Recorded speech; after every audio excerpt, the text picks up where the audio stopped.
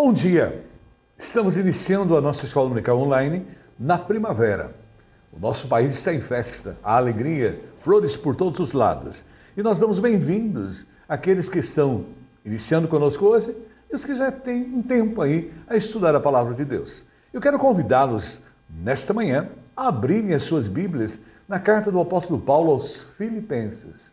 Carta do apóstolo São Paulo aos Filipenses. E nós vamos fazer a leitura do primeiro versículo, ou melhor, o capítulo 1, do versículo 12 até o versículo 26. Versículo 12 do capítulo 1 até o 26. Hoje nós vamos pensar, refletir o cristianismo prático no século XXI, baseando-se no século I. É maravilhoso a gente poder fazer essa analogia. Então vamos pensar hoje o cristianismo prático no século XXI, baseado no século I, com o apóstolo São Paulo. Todos estão com as Bíblias abertas, então nós vamos agora começar a leitura do texto bíblico. Quero ainda, irmãos, isso no capítulo 1, versículo 12 a 14 inicialmente. Quero ainda, irmãos, cientificar-vos de que as coisas que me aconteceram têm, antes, contribuído para o progresso do Evangelho. Quando a gente lê essa palavrinha progresso na língua grega, ela é uma palavrinha que era feita, esse progresso, quando os imperadores romanos iam para o seu império e eles estabeleciam os caminhos, as picadas, para que tivesse uma estrada para que o imperador pudesse passar. E nós estamos fazendo a mesma coisa hoje, no século XXI, abrindo as portas para que Jesus, o nosso Rei Senhor, possa passar e as pessoas possam conhecer o Evangelho. Mas o versículo 13, de maneira que as minhas cadeias em Cristo se tornaram conhecidas de toda a guarda pretoriana e de todos os demais. E a maioria dos irmãos, estimulados o Senhor por minhas algemas, ousam falar com mais desassombro a palavra de Deus. E o texto continua agora, o versículo 15 e até o 17. Alguns, efetivamente, proclamam a Cristo por inveja e porfia. Outros, porém, o fazem de boa vontade.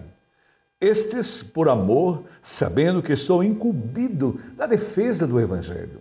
Aqueles, contudo, pregam a Cristo por discórdia, insinceramente, julgando suscitar tribulação às minhas algemas. E ainda o texto bíblico vai mais, a partir do versículo 18 e 19.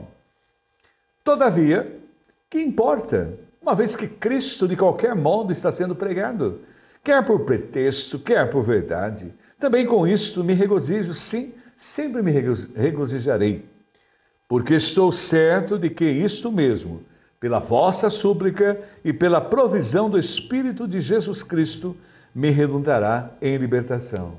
E o texto continua, versículo 20, 21 e 22.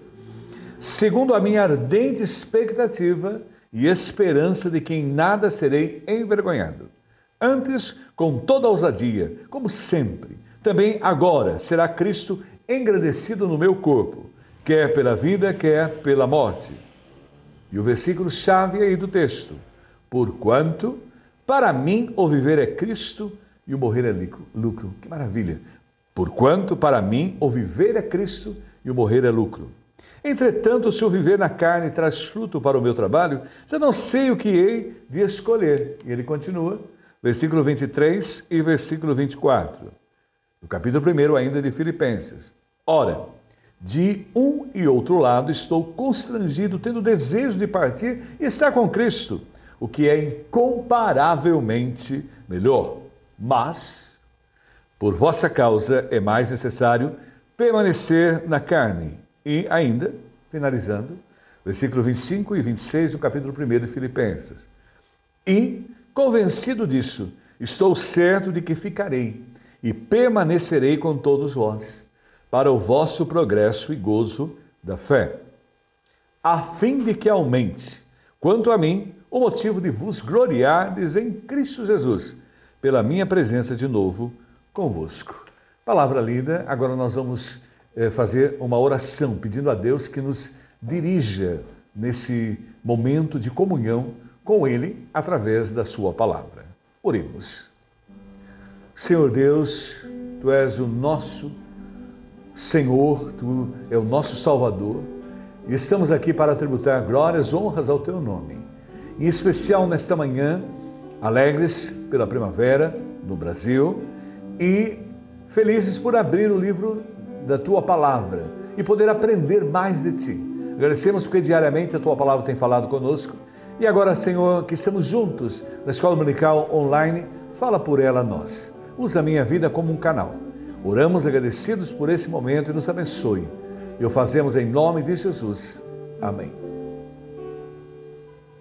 Nós vamos pensar então hoje, não é? O cristianismo prático no século XXI, tendo como base, analogia, o século I, né? Onde viveu o apóstolo São Paulo. Observamos que nos dias atuais, né, nós temos cristãos de diferentes características. Nós temos muitas denominações, não é?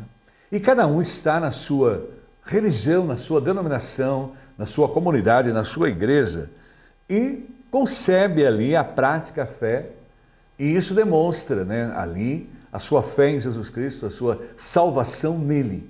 E é importante lembrar que nós estamos aqui não para competir uns com os outros. Nós estamos aqui porque nós todos, em religiões diferentes, cristãs, em denominações diferentes, igrejas, comunidades, todos nós professamos a fé em Jesus Cristo.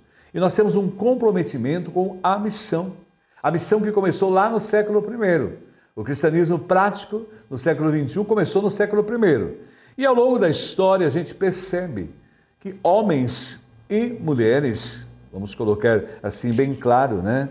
São as personagens, muitas delas estiveram dispostas a pagar com a sua própria vida a luta, a batalha, a pregação do Evangelho no cristianismo. E hoje, estamos no século XXI, temos o mesmo privilégio que o apóstolo São Paulo teve lá no século I e todos os que vieram até hoje, nós temos o privilégio de estar aí a pregar o Evangelho. E estamos aqui todos juntos.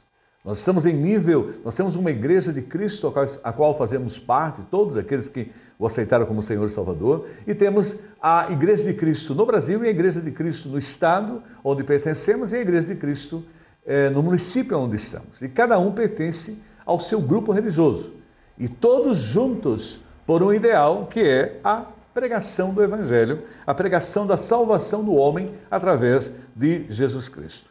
E o apóstolo São Paulo, é claro, nós todos conhecemos a sua história. Se você não a conhece, eu convido você a ler o livro de Atos dos Apóstolos. Você vai poder se deparar ali com a história dele. Inicialmente nós temos a história de Pedro. Podemos colocar o Atos dos Apóstolos, né? Após João, né? Mateus, Marcos, Lucas, João, chegando no Atos. Ali no Atos você tem a primeira parte que é Pedro e a segunda parte que é o apóstolo São Paulo. E o apóstolo São Paulo foi usado por Deus poderosamente, porque a maior parte dos livros do Novo Testamento foram escritos pelo apóstolo São Paulo. E ele estava, quando escreveu essa carta, a carta de Filipenses, que estudamos hoje, ele estava na sua primeira prisão em Roma. O apóstolo São Paulo tinha planejado, quando você lê o livro de Romanos, quando ele escreve aos romanos, ele tinha o grande desejo de ir a Roma e compartilhar a sua fé, e de Roma ele partiria para a Espanha, ali já caminhando na Europa. Mas Deus tinha um outro plano. O apóstolo São Paulo foi preso e ele, pelos judeus, por causa da sua fé, da sua firmeza espiritual, e ele, como era um cidadão romano de nascimento, pediu o julgamento de César e ele foi levado a Roma. Então, ele planejava chegar em Roma com alegria, compartilhar a sua fé, mas Deus tinha outro plano, outro propósito. E ele chega a Roma aí para a sua primeira prisão, ele chega algemado, né, lá em Roma, e chega como prisioneiro. E é nesse momento histórico da sua vida que a palavra de Deus não está presa dentro daquelas grades ali onde estava o apóstolo São Paulo, mas a palavra de Deus, ela liberta, e ele escreve essa carta aos Filipenses para encorajar os cristãos em toda parte, especialmente os do primeiro século ali, e nós que estamos no século XXI, a divulgar a mensagem salvadora. E naquela época, eles achavam que, solto o apóstolo São Paulo, ele era muito mais, ele era perigosíssimo, era uma ameaça às autoridades. Então o evangelho sempre é uma ameaça às autoridades. O cristianismo é uma ameaça, porque ele transforma a vida das pessoas e ele transforma a sociedade por completo. E o apóstolo São Paulo, ali, escreveu esta carta maravilhosa. Eu amo a carta de Filipenses, eu a leio, são 4 capítulos, dá para a gente ler muitas vezes durante o ano e nos edificar profundamente através dela. E ele escreve essa carta ali em Roma, mais ou menos lá no ano 60, 61, quando ele escreve essa carta ali, preso na cidade, em Roma, né, para a sua primeira prisão especificamente. Agora veja bem, aprendemos aí com esse cristão do primeiro século e com os cristãos que vieram depois na igreja de Cristo aí do primeiro século, que o segredo do estilo de vida de Paulo eram cristãos fiéis. A fidelidade a Deus é a coisa mais importante que há. Essa semana eu estava assistindo um podcast de um irmão nosso que está evangelizando a Inglaterra, e ele dizia isso: na Inglaterra eles estão chegando porque a Europa está totalmente carente de conhecer o poder de Cristo. Aquela que mandou missionários para o mundo inteiro, a Europa, hoje ela está carente de que missionários vão até lá. E nós temos esse irmão brasileiro que está na Inglaterra, e ele conta que é muito trabalhoso viver o evangelho na Inglaterra, porque a maioria das pessoas acham que é coisa de velho, igreja é coisa de velha. Os jovens não estão interessados, e eles estão trabalhando com universitários. Nós temos um missionário na Itália, também trabalhando, o René, trabalhando lá, e temos aí o Vilas Boas, que eu pude ver essa semana num podcast, e ele falava sobre isso. Mas ele dizia uma coisa muito importante: depois que o inglês se converte, o inglês aceita Jesus, conhece o evangelho, a fidelidade dele é para sempre. São poucos, é difícil, as comunidades são difíceis, principalmente para a juventude, né? As pessoas mais velhas vão às suas igrejas, às suas comunidades, mas os novos não. E eles estão lá para serem usados por Deus nessa missão. Mas ele disse isso, me chamou a atenção. Depois que o inglês jovem aceita Jesus, ele mantém a fidelidade. E é isso que era comum, presente, nos cristãos lá do primeiro século e deve também se refletir nos cristãos do século XXI, que é a fidelidade a Deus.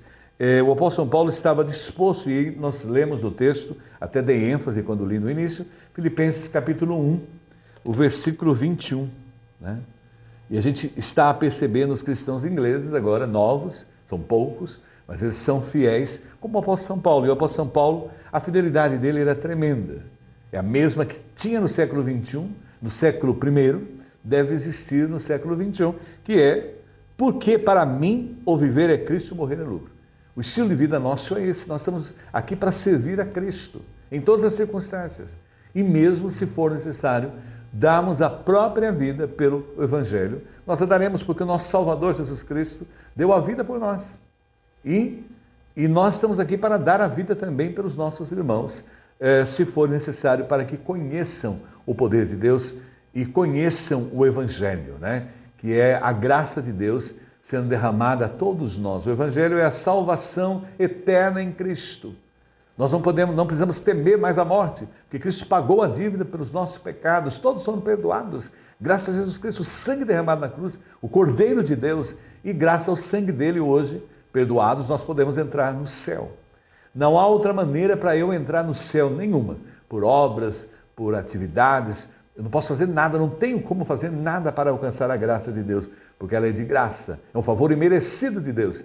E esse evangelho que nós pregamos hoje, o mesmo que era pregado no século XXI, e o nosso estilo de vida é, se for necessário, por amor a Cristo, nós daremos a nossa vida por Ele. Agora veja bem, mesmo o apóstolo São Paulo preso ali, ele tinha a esperança de sair da prisão e retornar à comunhão dos irmãos lá em Filipos, porque ele passou ele foi usado por Deus para criar a igreja. Ele tinha um amor imenso aos irmãos de Filipos, ali aquela comunidade, e ele tinha o desejo de retornar. Nós que conhecemos, não vamos dar spoiler, Mas eu quero que você leia, se você não leu o Novo Testamento, mas dando um spoiler aí, o apóstolo São Paulo não voltou. Ele foi levado para Roma e, segundo os historiadores, não é? Os historiadores da época, ele foi decapitado em Roma, não é? Mas ele não voltou. Mas o mais importante, né? Ele mandou essa carta para os filipenses. E é maravilhoso porque essa mesma carta chegou até nós no século XXI. A mesma carta que eles leram ali no século I. E é triste ver, se você visitar esses lugares, o lugar onde estava Filipos, não existe mais nada hoje. Se você procurar alguns cristãos nesses lugares, é até difícil achar. Porque não tem mais, não existe mais nada. Mas a carta do apóstolo São Paulo ficou em todos os 2 milênios que estamos tendo, ela está sendo lida, pregada, anunciada e a mesma mensagem poderosa lá do século I está sendo dada a nós no século XXI. E aí nós lemos esse texto, né, e percebemos o desejo dele, né, Filipenses 1:25. Convencido disso, sei que vou permanecer e continuar com todos vocês para o seu progresso e alegria na fé. Novamente o progresso. A palavrinha que eu falei lá no início do texto, a palavra grega aí, que era a ação dos romanos fazendo as picadas, as estradas, para que o imperador passasse naquele período. É a palavrinha grega que trabalha com isso. E é a mesma coisa que estamos fazendo hoje. Nós estamos lançando estradas e levando as pessoas e mostrando o caminho para as pessoas, que é Jesus Cristo, que é o Rei dos Reis que está passando e ele está a nos dar a salvação eterna através do seu sacrifício na cruz. O Filipenses 1:26 também traz ainda para nós, a fim de que pela minha presença outra vez a exultação de vocês em Cristo transborde por minha causa. Ele ainda tinha o desejo de estar com eles. Mas os planos de Deus são os planos de Deus. Os planos de Deus era que Paulo não voltasse mais para Filipos, mas fosse para morar com ele no céu, que foi muito melhor. Por isso, primeiro ponto importante, não é? Que aprendemos, estamos a estudar nesta manhã, na nossa escola dominical online, o cristianismo prático no século XXI, em analogia com o primeiro. E aí nós aprendemos o primeiro ponto importante, a determinação para viver o cristianismo em qualquer circunstância. Isso é preponderante. Em qualquer circunstância, nós estamos aqui para levar o cristianismo. E o apóstolo São Paulo mostra para nós aí, no texto que lemos, e vamos ler mais um, que não era uma opção, mas era uma obrigação. Nós estamos aqui para trabalhar, seguindo o imperativo de Jesus Cristo, né? Ir por todo mundo e pregar o Evangelho a toda criatura. É isso que foi a ênfase no final do seu ministério terreno. E nós estamos aqui, e o apóstolo São Paulo alerta em 1 Coríntios, capítulo 9, versículo 16, essa verdade, né? O que ele diz aí? Contudo, quando prego o Evangelho, não posso me orgulhar, pois me é imposta a necessidade de pregar. Ai de mim se não pregar o Evangelho. E nós estamos aqui para isso. Nós estamos para ajudar as pessoas a ter um encontro com Deus, Pai, Filho e Espírito Santo, que é o único. Nenhuma religião me leva a Deus. Religião é religare, né? A palavra original. Cada um tem a sua, tal, mas não é a sua religião que se dá a salvação. O que se dá a salvação é Jesus Cristo. E é o Evangelho, que não está preso, não ficou preso ali com Paulo em Roma no primeiro século, mas ele foi levado e chegou até nós. Liberto, ele chegou até nós ao século XXI. E é importante ressaltar também que ele afirma, né, no texto aí, que a gente leu no capítulo 1, versículo 16, que por amor, estou incumbido da defesa do Evangelho. Por amor nós estamos aqui. Eu estou feliz que por amor estamos na nossa escola dominical online para levar a oportunidade para que o homem tenha um encontro com Deus, porque sem Deus o homem está totalmente perdido e o homem necessita. Eu estava assistindo também um outro podcast essa semana e lá o pastor Saião alertava que ele estava num voo, que ele ouviu, ele estava a conversar com alguém, ele estava viajando de Alemanha e Holanda, e essa pessoa, né, se dizia ateu, mas ele comentava que eles estavam, um homem muito cheio de recursos, eles estavam num voo entre Londres a Nova York, e a turbina pegou fogo. E naquele momento ele viu homens de todas as nacionalidades, poderosíssimos ricos naquele avião, todos dobrando o joelho e orando, pedindo a Deus, mesmo se dizendo não cristãos. O homem tem uma sede de Deus. O Saião alertava muito isso, o homem tem uma sede, uma carência de Deus. E mesmo os ateus, né, nas horas do aperto, acabam falando, Deus me ajude, porque o homem tem essa necessidade, nós temos a carência, a necessidade de alertar as pessoas, né, como o apóstolo São Paulo fazia, lá no primeiro século, e nós devemos fazer no século XXI. O versículo 16 nos diz, esses o fazem por amor, sabendo aqui, me encontro para a defesa do Evangelho. Nós estamos aqui, porque é a única forma para eu entrar no céu, não existe outra. E tudo isso aqui que estamos vivendo hoje vai desaparecer. Completamente, tudo que nós temos ficará no presente, aqui. Mas o mais importante é a minha vida eterna com Deus. E eu fico triste porque, olhando ao redor de todos aqueles que a gente tem contato, muitos cuidam da vida espiritual, mas há uma parte de pessoas que estão totalmente descuidadas delas. Por isso, nós temos que estar no século XXI, como o século I, né, atentos que o cristianismo está, como o apóstolo São Paulo, disposto, determinado a, de verdade, a viver em qualquer circunstância o cristianismo. E aí nós temos a ênfase, né, dada por ele, bem enfático. Eu gosto muito desse texto. Porquanto para mim o viver é Cristo, o morrer é lucro. E é a grande verdade. Nós não tememos a morte em nenhum momento. Não por nós mesmos, que nós não temos capacidade nenhuma para entrar no céu, mas porque Cristo já pagou a dívida por nós e através dele nós podemos entrar no céu. Como alguém, o apóstolo São Paulo, ó, sem medo da morte. Aí nós lemos o texto, né, que é incomparavelmente melhor estar com Cristo.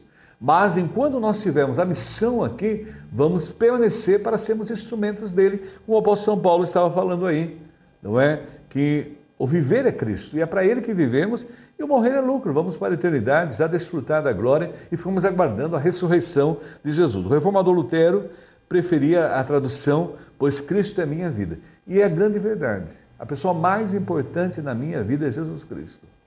Porque através dele nós temos a vida eterna. Porque ele é o caminho, verdade e vida. E um texto bem conhecido, é o texto bíblico mais traduzido em quase todas as línguas em nível mundial. Na Índia estamos felizes porque são mais de 2.000 línguas e praticamente o Evangelho está quase sendo traduzido. Falta pouco para todas as 2.000 línguas em que se fala na Índia. Então, a promessa de Deus é que Jesus Cristo viria após o Evangelho ser pregado a toda a criatura. E olha que está se aproximando o grande dia. E seu comprometimento era realmente fruto de rica experiência com Deus. O mais importante é a nossa intimidade com Deus. Vocês devem ter percebido, nós estamos, essa hoje é a 100ª, 28ª ou nona, acho que 8ª ou 9ª, que nós estamos estudando na nossa escola dominical online. E percebemos o quanto a nossa fé aumentou, o quanto ela cresceu. E a fé só cresce na leitura da Bíblia, no estudo da Bíblia, na oração e na intimidade com Deus. Isso é necessário. Sem isso eu não desenvolvo, não cresço. Eu vejo o quanto nós temos. E aí o apóstolo São Paulo, no 1 Coríntios, em 1 Coríntios capítulo 9, 3, nos diz, faço tudo isso por causa do Evangelho, para ser coparticipante dele. Nós estamos hoje participantes, fazendo o mesmo trabalho.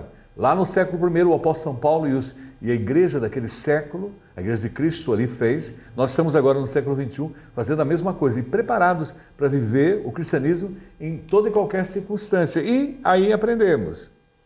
O apóstolo São Paulo experimentou toda a sorte de sofrimento por amor ao Evangelho de Cristo. O mesmo acontece conosco. Nós estamos aqui e as pessoas não gostam de pessoas que servem a Deus. Porque nós vivemos num mundo que é regido pelas leis contrárias a Deus. Nós já nascemos em pecado e miséria. Você pode observar o seu filhinho, a sua filhinha, ele começa a crescer, ele já começa, isso é meu, é meu. A briga lá, já percebe, nós nascemos em pecado e miséria, né? Por isso nós precisamos da graça de Deus para nos libertar e nos tirar desse estado de pecado e miséria e nos dar a salvação eterna. E o apóstolo São Paulo mostra que ele sofreu. E nós sofremos hoje perseguições e vamos sofrer. E as pessoas vão nos tratar mal porque nós servimos a Deus. Nós vivemos a verdade. E as pessoas vivem no mundo da mentira. aí das fake news. E o texto bíblico, quando a gente vai lendo esse texto, é belíssimo. 2 Coríntios 11, 23, nós vamos conhecendo como o apóstolo São Paulo viveu o cristianismo no seu primeiro século, em toda e qualquer circunstância. E o texto diz no versículo 23, são eles servos de Cristo? Estou fora de mim para falar dessa forma. Eu ainda mais. Então ele vai dando o depoimento do trabalho dele. Trabalhei muito mais. Fui encarcerado, um momentinho para eu tomar um pouco de água. Fui encarcerado mais vezes. Esteve em prisão. Fui açoitado mais severamente e exposto à morte repetidas vezes.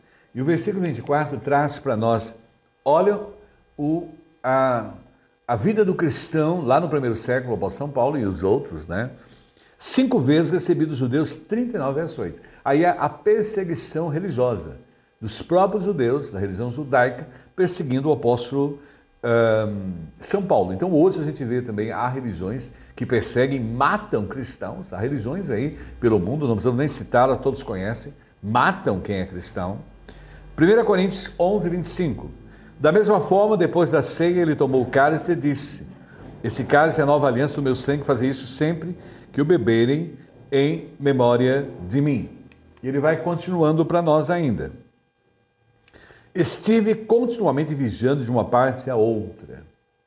Enfrentei perigos nos rios, perigos de assaltantes, perigos dos meus compatriotas, perigos dos gentios, perigos das cidades, perigos no deserto, perigos no mar e perigos dos falsos irmãos. Olha, parece que não mudou o quadro aí atualmente. Perigos dos falsos irmãos. No 27 do capítulo 11, 2 Coríntios. Trabalhei arduamente, muitas vezes fiquei sem dormir. Passei fome e sede, muitas vezes fiquei em jejum. Suportei frio e nudez. Tudo por amor ao Evangelho. E o cristianismo, nós estamos, como eles, preparados para isso também no século XXI. O versículo 28 do capítulo 11, 2 Coríntios ainda. Além disso, enfrento diariamente uma pressão interior, a saber, a minha preocupação com todas as igrejas. Então, veja bem, além do sofrimento externo, o sofrimento interno, por amor ao trabalho, né? E no capítulo 11 ainda, 29, versículo, quem está fraco, que eu não me sinta fraco. Quem não se escandaliza, que eu não me queime por dentro. E ele vai colocando para nós ainda no versículo 30 do capítulo 11 de 2 Coríntios e 31. Se devo me orgulhar, que seja nas coisas que mostram a minha fraqueza. O Deus e Pai do Senhor Jesus Cristo, que é bendito para sempre, sabe que não estou mentindo. E ainda ele coloca para nós essa verdade, não é? Aí, finalizando o texto, depoimento do apóstolo São Paulo, aquele cristianismo no primeiro século que estava disposto a tudo para a obra, né? E viver, não é? Em toda e qualquer ameaça, em qualquer circunstância. Versículo 32. Quando estive na cidade de Damasco, o governador nomeado pelo rei Aretas pôs guarda nos portões da cidade para me prenderem. E o 33. Mas de uma janela na muralha fui baixado numa cesta e escapei das mãos deles. Vejam aí a colocação, o depoimento ao apóstolo São Paulo, a entrega, não é? A fidelidade a Deus e o comprometimento com o Evangelho. E aí nós percebemos que as mesmas lutas lá do primeiro século da igreja, do cristianismo prático, é a mesma que acontece hoje no século XXI, não devemos nos assustar com isso. Mas, continuando, quando nós compreendemos, não é, que o Evangelho é algo vivo e poderoso, ele transforma vidas e a motivação para se ver em Cristo e proclamar a mensagem de salvação se torna ainda maior. Eu me lembro, nós tínhamos um presídio muito triste chamado Carandiru, aqui em São Paulo. Eram mais de 7.300 presos ali naquele prédio e graças a Deus não existe mais. Mas tinha as alas dos evangélicos e todos queriam ficar nela, porque havia uma transformação na vida daquelas pessoas que conheciam o Evangelho. A graça de Deus as alcançou, o perdão de Deus, elas foram transformadas. E era um comportamento muito especial naquele presídio. E se você ler o livro Carandiru, do Drauzio Varela, se você nunca leu, leia. Ele traz um capítulo especialmente trabalhando como era a vida dessas pessoas ali, transformada pelo poder do Evangelho. Embora Drauzio Varela não seja uma pessoa ligada à fé, mas ele retratava muito bem esse quadro. E aí nós vemos no quadro: se dizermos que Cristo é nosso Senhor, então devemos viver como Ele exige, e é o que acontece realmente. Há uma transformação interior. Nós vamos ver isso em Atos, do capítulo 20, do versículo 22 a 24, né? Agora eu vou para Jerusalém obedecendo ao Espírito Santo, sem saber o que vai me acontecer.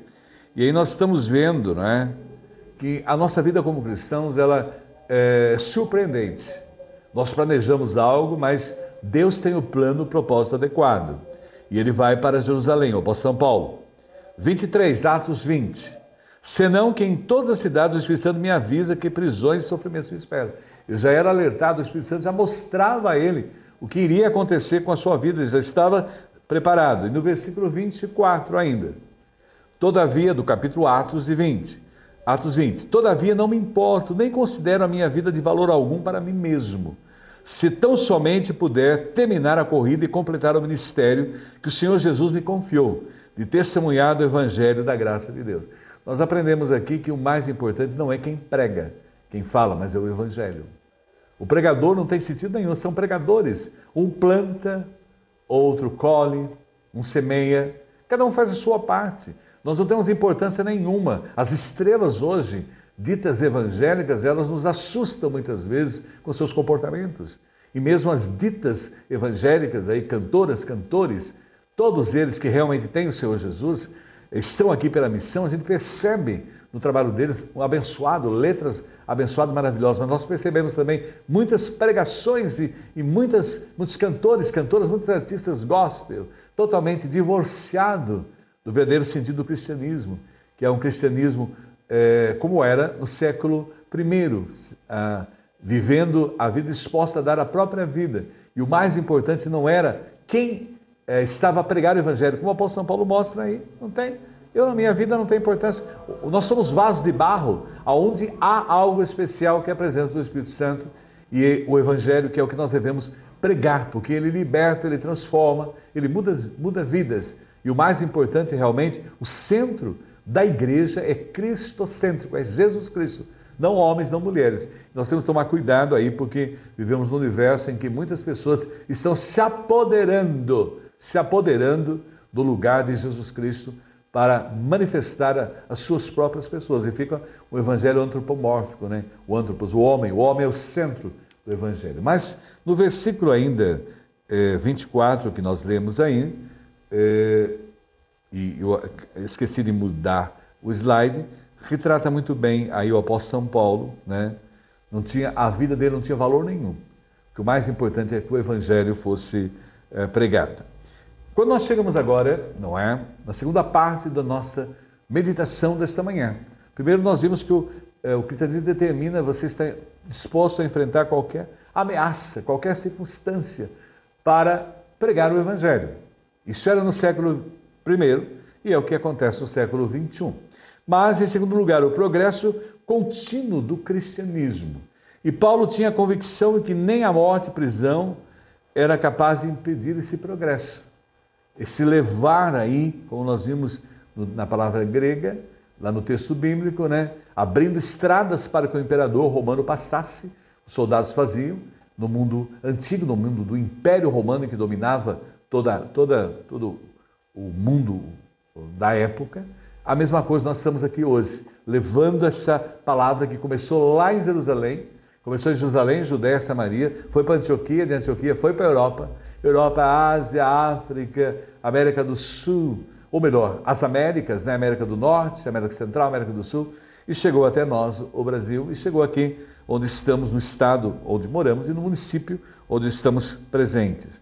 Agora veja bem, William Hendricks, que é um comentarista bíblico, ele diz algo importante, não é?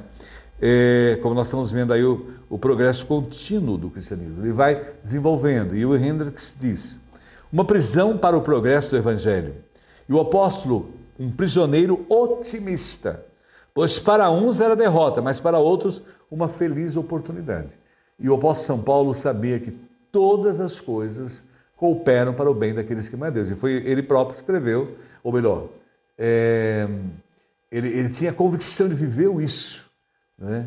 que todas as coisas cooperam para o bem daqueles que amam a Deus, e escreveu isso, não é? Claramente, essa verdade. E olha, no capítulo 1, versículo 13, aí nós temos essa verdade colocada para nós. Aí. Como resultado, tornou-se evidente a toda a guarda do palácio e a todos os demais que estão na prisão por causa de Cristo. A guarda era a guarda pretoriana, era a guarda do próprio César, do imperador. E ele ficava preso, algemado a cada 6 horas a um dos guardas, que eram os guardas do imperador, que estava ali no palácio. E ele aproveitava para evangelizar.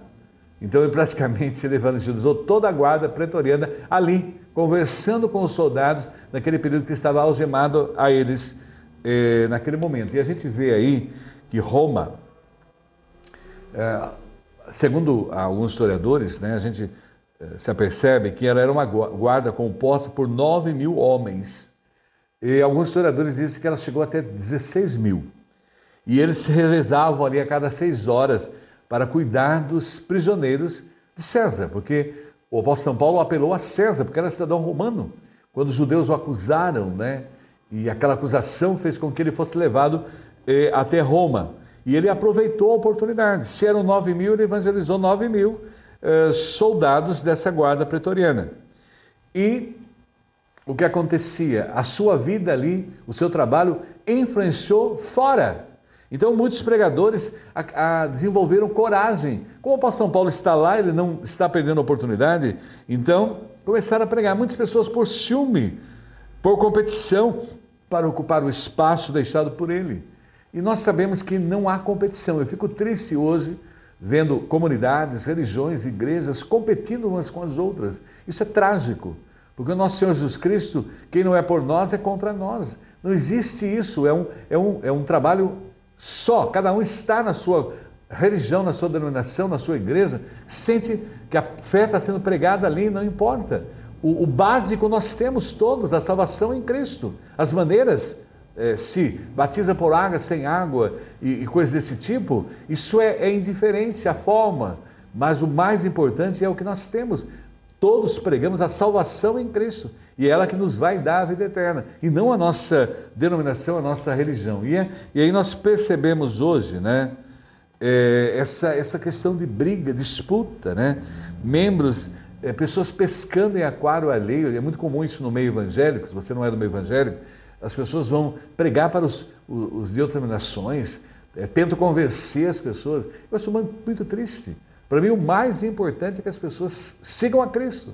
Seja a denominação que ela siga, que siga a palavra, que a denominação siga a palavra de Deus, ande nos caminhos de Deus. Isso é bênção para o Senhor.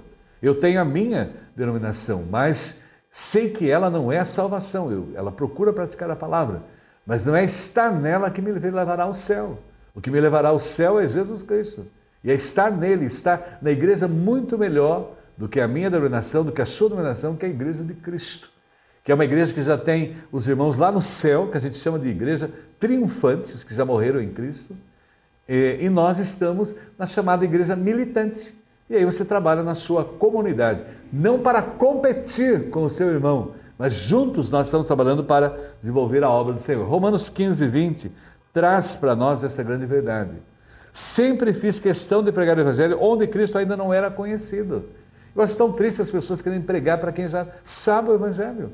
Muitos vêm até conversar comigo e falam, não precisa, eu já estou na mesma missão sua. Vai até aquelas pessoas que ainda não conhecem, de forma que não estivesse edificando sob o alicerce de outro. O apóstolo São Paulo alertando a isso, cuidado. Vamos falar, alertar, colocar para aqueles que ainda não alcançaram a graça de Deus.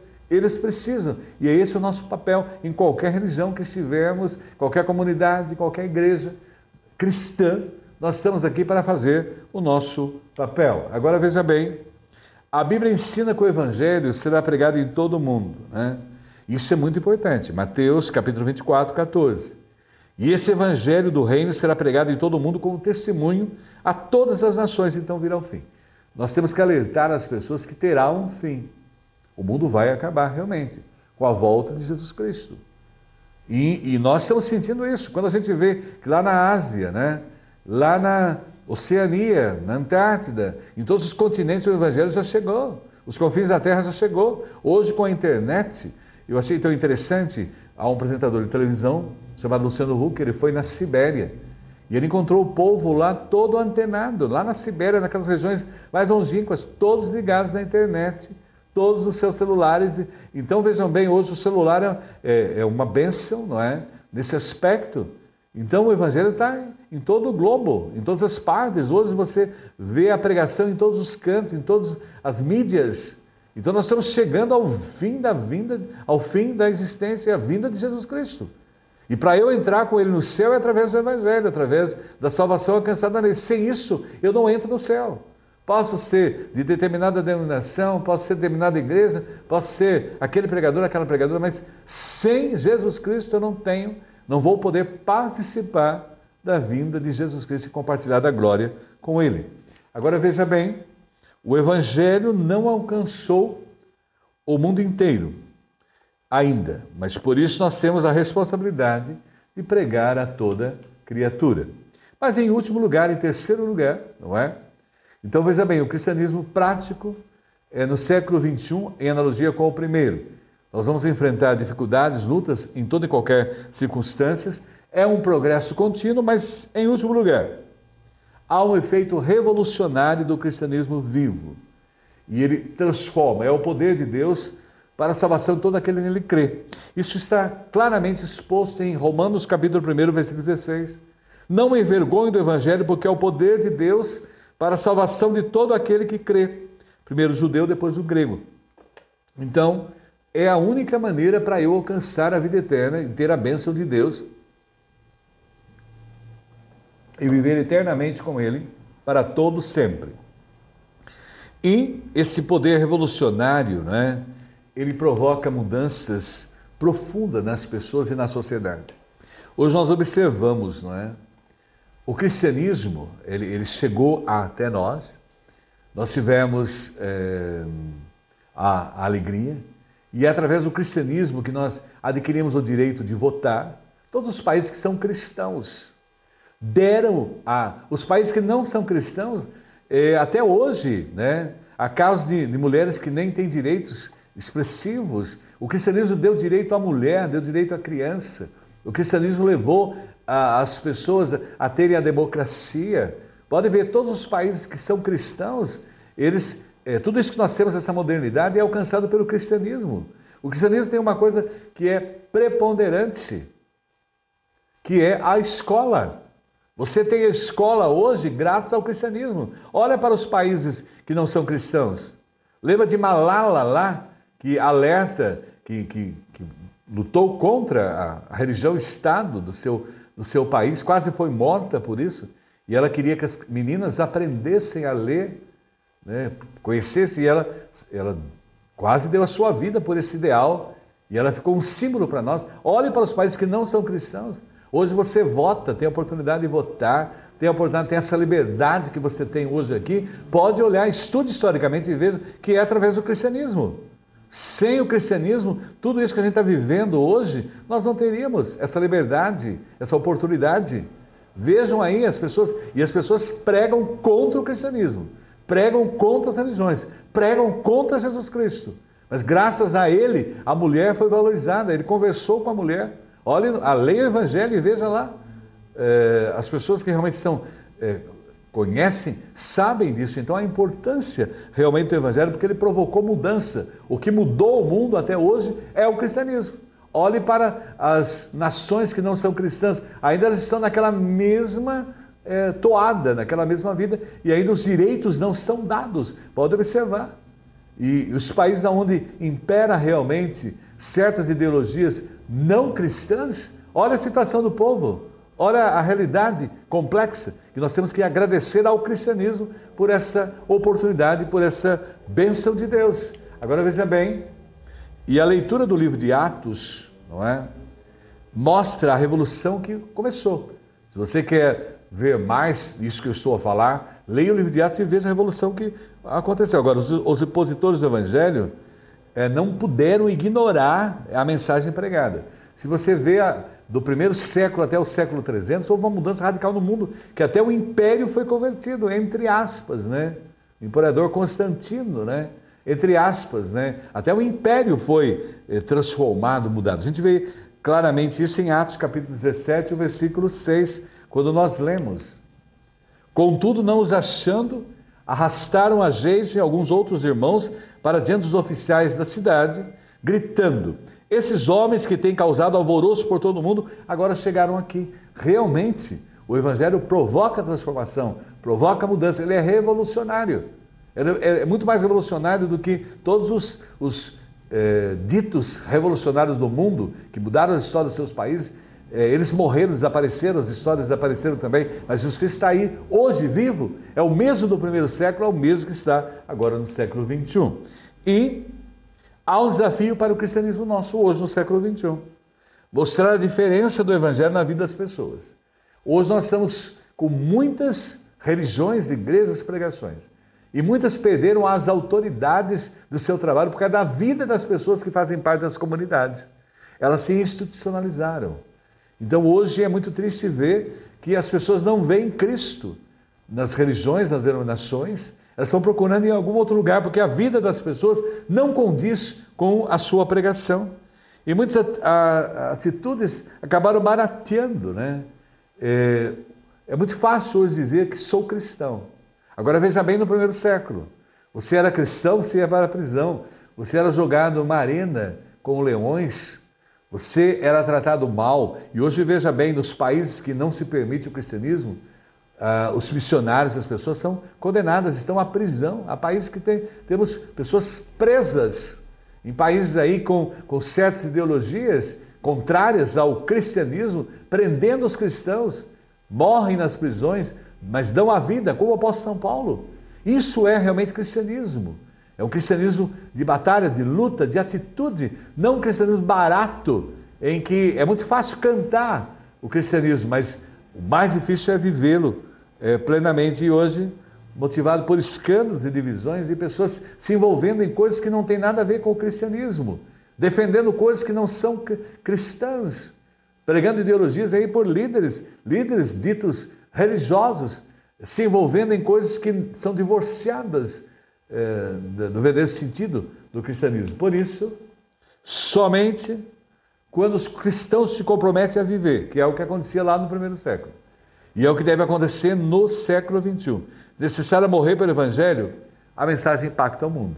O apóstolo São Paulo impactou a sua época e os cristãos daquela época, porque eles estavam dispostos a dar a própria vida pelo evangelho. E hoje a mesma coisa está acontecendo. As pessoas estão hoje vivendo o cristianismo teórico, não prático. E é isso que a palavra de Deus nos alerta nessa manhã, a termos esse cristianismo prático. E ele não pode ficar só em templos. Hoje as pessoas estão vivendo o cristianismo dentro de templos. Os templos são maravilhosos, mas eles têm que ser colocados para fora. Nós temos que salgar fora do saleiro. Nós temos que olhar. Hoje Deus deu a oportunidade, a pandemia trouxe para nós esse universo novo. As igrejas hoje, graças a Deus, não estão circunscritas àquele templo, mas elas estão abertas através aí da virtualidade. E nós podemos perceber que nós estamos aqui para invadir todos os cantos da cidade. Não só virtualmente, mas presencialmente. Mas hoje a gente vê o poder de Deus nos levando a lugares. Nós antes falávamos a um grupo pequeno dentro dos templos. Hoje as nossas classes eram de 30 a 40 pessoas no máximo. Hoje nós estamos com mais de 200, 300.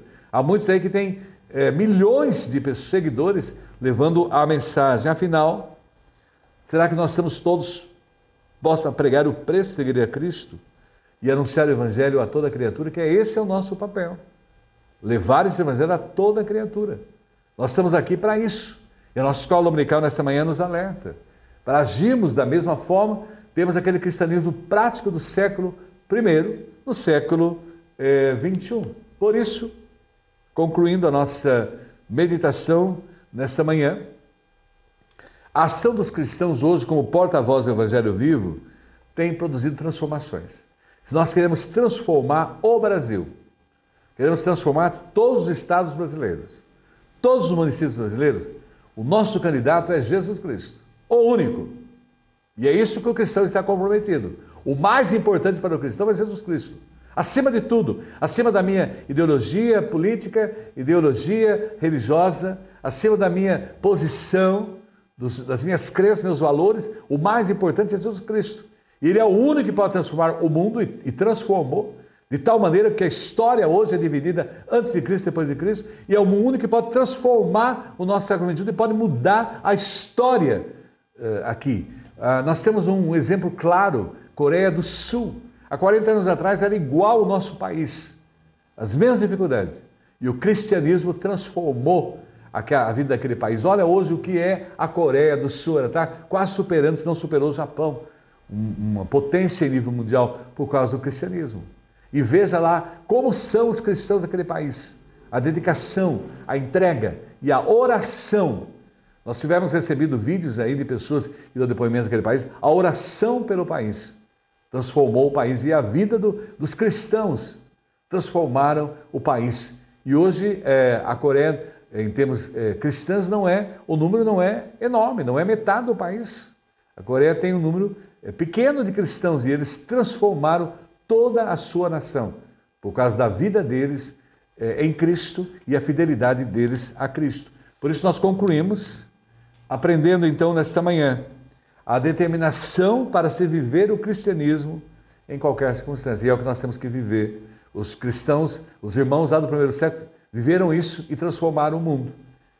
A mesma coisa no século XXI, nós vamos transformar o nosso país, o nosso estado, o nosso município e o mundo através do cristianismo verdadeiro prático. Também aprendemos essa manhã que há um progresso contínuo, que nós vamos crescendo, desenvolvendo. Veja aí, nós estamos na Escola Dominical Online, a 128ª ou 9ª, e olha o quanto houve transformação na nossa vida, e diariamente nós temos lido a palavra, você e eu, e o quanto nós temos crescido, e também, concluindo, o efeito revolucionário que cristianismo vive. Se queremos mudar o país, o nosso país não será mudado por um candidato a presidente, por um candidato a governador, por um candidato a deputado estadual, por um candidato a deputado federal, a um senador. Nosso país será mudado por Cristo. Por isso nós precisamos realmente levar Cristo. E todo presidente que tem Cristo, todo o candidato que tem Cristo, o deputado que tem Cristo, o federal, estadual e o deputado que tem Cristo, senador, ele transforma o mundo. Nós precisamos levar para todos, para que haja transformação.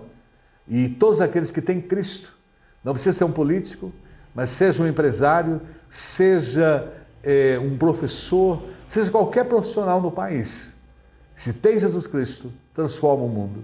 E se conhece Cristo, se conhece o Evangelho, a sua vida é transformada, a sua família é transformada, e aonde ele está, onde ele for colocado, aonde ele for, ele vai transformar, porque Cristo transformou o século I e está transformando em todos os milênios, e através de nós, no século XXI, ele vai transformar ainda muitas vidas até a volta de Jesus. Esperamos em Deus que todos possam viver esse cristianismo, como o apóstolo São Paulo viveu no século XXI, e nós possamos transformar a nossa sociedade com o Evangelho, que é o poder de Deus. Concluindo a nossa meditação nesta manhã, nós vamos conclamar com esse hino, o despertar, o levar. Nós estamos num momento importante da vida da nação, nós vamos cantar a voz do Evangelho. Essa letra e música foi feita pelo Samuel Wesley Martin, lá em 1889. E ela foi adaptada depois pelo Joseph Jones em 1887. E a letra nos traz: a voz do Evangelho já te fez ouvir aqui, publicando em som alegre o que Deus já fez por ti. Pois tanto ao mundo amou e ao perdido pecador, que do céu lhe deu seu Filho para ser seu Redentor. A segunda parte nos diz: a voz do Evangelho, segurança, vida e paz, e o amor de Jesus Cristo que o perdão de Deus nos traz. As novas se nos dão de haver um Salvador, poderoso e muito bondoso, que perdoa o pecador. E a última parte nos traz: a voz do Evangelho vem a todos avisar do perigo grande e grave, para quem se descuidar. Salvai-vos desde já, não vos detenhais no mal, cobiçando os seus prazeres, pois vos pode ser fatal. E o refrão, o coro, nós Cantaremos Santa Paz e Perdão, é a nova lá dos céus. Santa Paz e Perdão, bendito o nosso Deus. Lembremos aí, olha, o único que pode transformar o Brasil, transformar os estados brasileiros, os municípios brasileiros, é Jesus Cristo. É o melhor candidato. Eu espero que todos nós possamos ter esse candidato na nossa vida, porque ele é vencedor e todos que estão nele são mais do que vencedores em Cristo Jesus. Que Deus os abençoe. Amém. Antes de nós cantarmos o cântico final, vamos fazer a nossa oração. Nós estamos diante de um momento especial no país de eleições, em que o amor de Deus tem que reinar no coração de todo o povo, em que as pessoas têm que respeitar as opiniões das pessoas, nós temos que respeitar o voto, e seja o candidato que seja escolhido por Deus, nós trabalharemos juntos pelo bem da nossa nação. E nós estamos orando aí há algumas semanas pelo bebê Benício, né? Ele está com sequelas da Covid.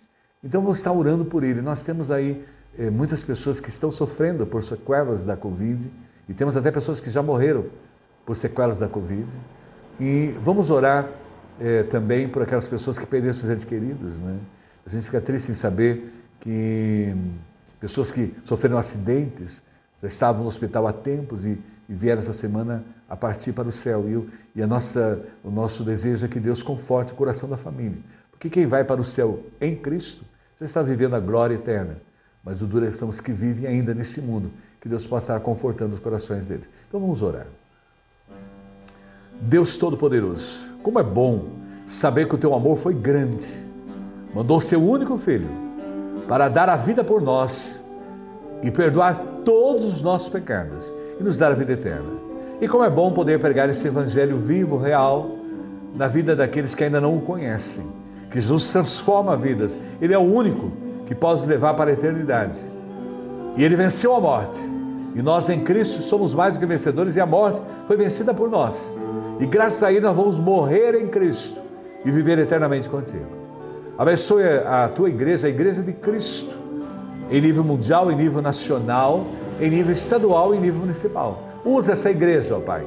A igreja onde tem várias denominações, mas o mais importante é sermos todos dela, da igreja de Cristo. Usa e que todos possamos ter o poder de Deus, o poder do Evangelho para salvar as pessoas que não o conhecem. Guarda, ó Pai, a vida do pequeno bebê que está com sequelas da Covid, e seja com ele acompanhando o tratamento, a sua família. Restaura a sua vida, Senhor. Guarda também, ó Pai, as eleições brasileiras. O Senhor conhece aquele que deve ser o presidente, aquele que deve ser o governador, aqueles deputados estaduais em seus estados que estarão administrando o poder legislativo lá. E os governadores também, o executivo estadual, vem acompanhá-los, Senhor. E vem estar também acompanhando o Senado Federal e mostra ao povo aqueles que o Senhor tem para governar, não o que nós queremos. Não queremos, Senhor, fazer a nossa vontade em nível de Brasil, mas fazer a Tua vontade. Abençoe o nosso povo, guarda a nossa nação e nos dirija e nos dê uma vida para o servirmos em tudo. Agradecemos por tudo, nos conforta, nos fortalece, somente aqueles que perderam seus entes queridos essa semana, dá a eles a Tua paz, a Tua alegria. E nos guarde e nos dê um dia de paz e nos abençoe no estudo da Tua palavra diariamente e guarda as nossas vidas em tudo. E oramos em nome de Jesus. Amém. Vamos cantar o cântico?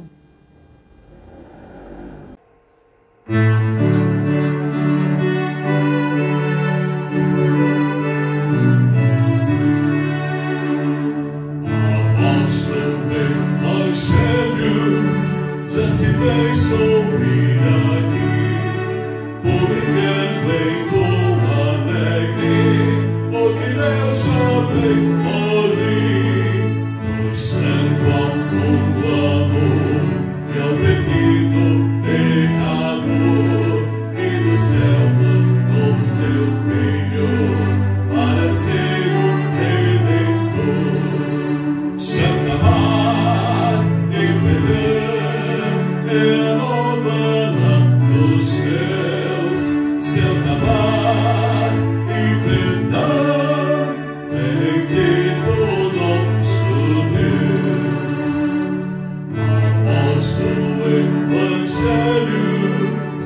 segurança, vida e paz.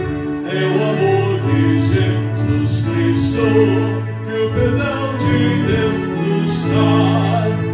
As novas revolução de haver Salvador, poderoso e muito bondoso, que perdoa o pecado.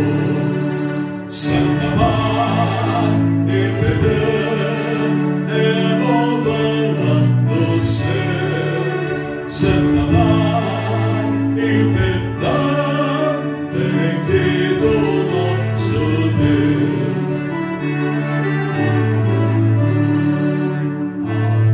O Evangelho vem a todos avisar do perigo grande e grave para quem se descuidar. Salvai-vos desde já, não vos detenhais o mal, cobiçando seus prazeres, pois vos pode levar. Santa paz e perdão é a nova lã dos céus. Santa paz e perdão vem do nosso Deus.